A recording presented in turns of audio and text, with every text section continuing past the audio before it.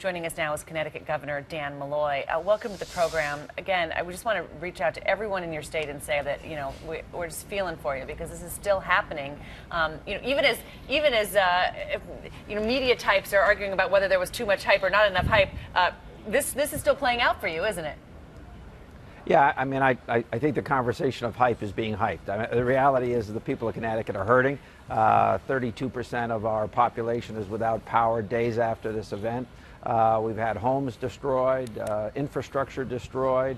We're now experiencing extensive flooding along the Connecticut River Basin. I just drove by the river. It's higher than I've ever seen it before. There are incredible things going on, and I think this kind of a post-hurricane analysis, whether some individuals called it a little too big for what actually happened, I think is a ridiculous conversation to be having right now. All right, so let's talk about the 32% of your state without power. We can show a graphic here to just show how significant that is and where these power outages are. I'm told this is even bigger power outages than, you got to go back to Gloria, I think, back in 1985. When do you think this power will come back online?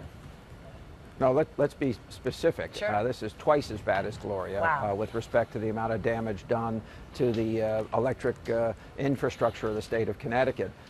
Literally twice as many people were without power for some portion of this storm, and here we are days later. Connecticut is a small state. Its population is concentrated, and it's one of the more urban states, but that belies the fact that much of our state is in fact rural, and that we have major agricultural communities in our state, and it's not those portions of the state right now where the most pain is being inflicted.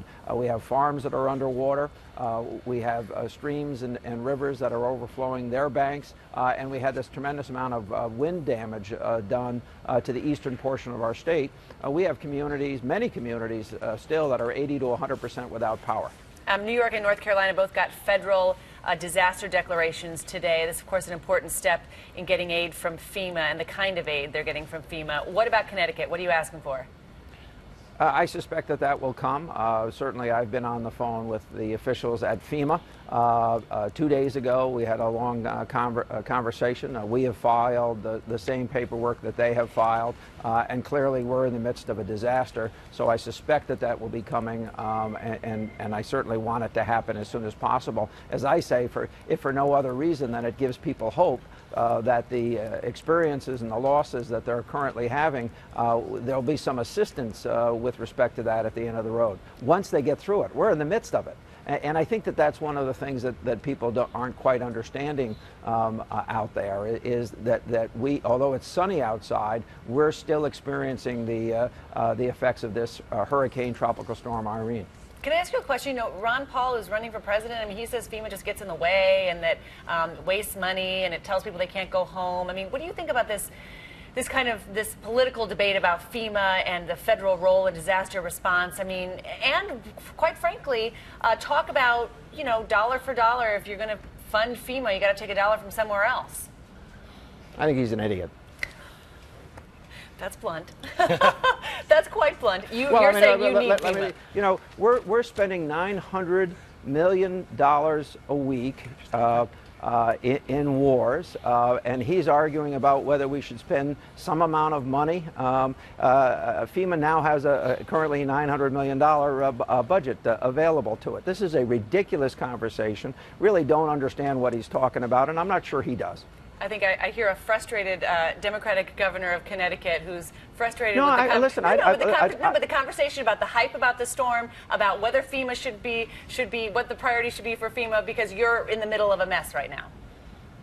Well, it's not that. I'm a supporter of FEMA. Listen, the reality is that this storm was handled in such a way that we have preserved hundreds of lives. Without this warning system, without this system of response, we would not be standing here with as few people who have died in this massive storm that stretches from North Carolina through Quebec. So for someone whose state has actually escaped this problem, although leading into this broadcast, you were talking about wildfires. wildfires in Texas. For someone in Texas to be talking about FEMA perhaps being defunded really does rise to idiocy and hypocrisy. I mean, what state has benefited more than Texas over the years from declarations of disasters? I mean, let's just concentrate. This is pure politics playing out across individuals' misery.